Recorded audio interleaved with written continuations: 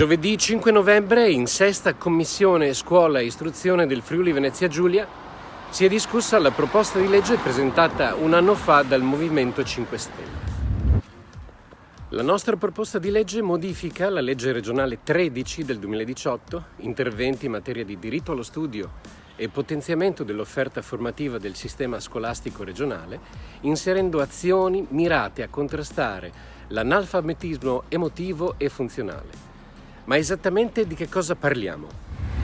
Il fenomeno dell'analfabetismo emotivo è presente già in ragazzi preadolescenti e adolescenti.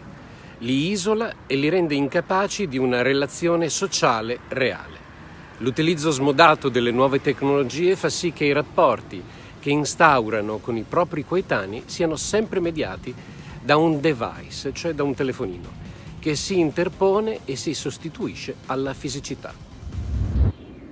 Così le emozioni che i giovani provano in rete sono sì reali, perché i sentimenti e il pensiero non vengono intaccati, ma sono privi di tutte le componenti non verbali.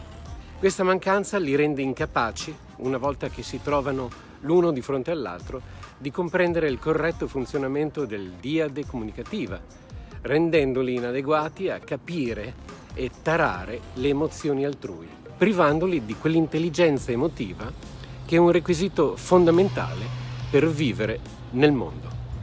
Il secondo elemento su cui la presente proposta di legge va ad incidere e che riguarda prevalentemente la scuola secondaria di secondo grado è un problema che in Italia sta raggiungendo proporzioni allarmanti: l'analfabetismo funzionale.